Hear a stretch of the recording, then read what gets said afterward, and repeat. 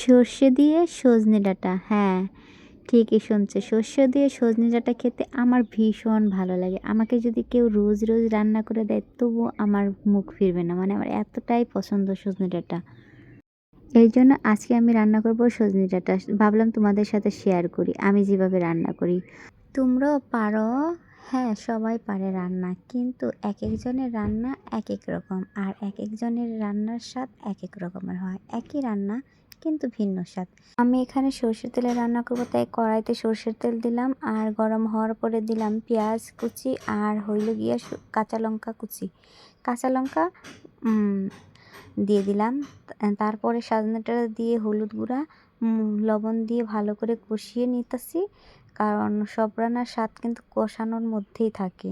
আমি একটু ঢেকে ঢেকে কষাবো, কেননা যে কোনো রান্নায় ঢেকে ঢেকে কষানো হলে কিংবা ঢেকে ঢেকে রান্না করলে ওই রান্নার স্বাদটা দ্বিগুণ হয়।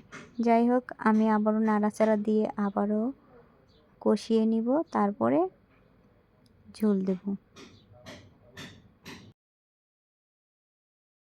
এখন আমি সিদ্ধ হওয়ার জন্য একটু ঝোল দিলাম, ঝোল দিয়ে পরে আমি ঢাকা দিয়ে দিব আবারও।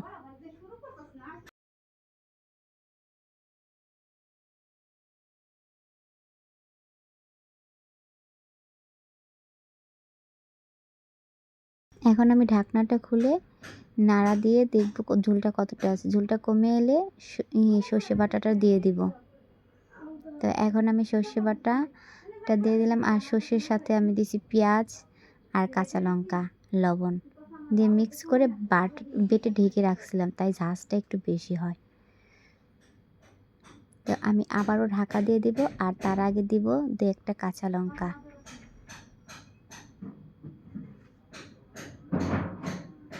তো এখন রেডি আমার সর্ষে দিয়ে সজনে ডাঁটা। দেখো কতটা সুন্দর হয়েছে, গন্ধটাও অনেক সুন্দর বের হয়েছে, খেতেও অনেক মজা, একদম মাখা মাখা হয়েছে আর কি। যাই হোক, এখন আমি সর্ষে দিয়ে সজনে ডাঁটাটা বেড়ে নেব।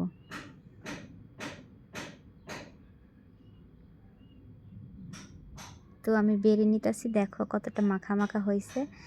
আর এইটার গ্রেভি দিয়ে ভাত মেখে খেতে কিন্তু অনেক মজা লাগবে। আর সজনায় কিন্তু প্রচুর ক্যালসিয়াম। তোমরা সজনে ডাঁটা যারা খেতে পছন্দ করো না তারা আজ থেকেই খাওয়া শুরু করে দাও।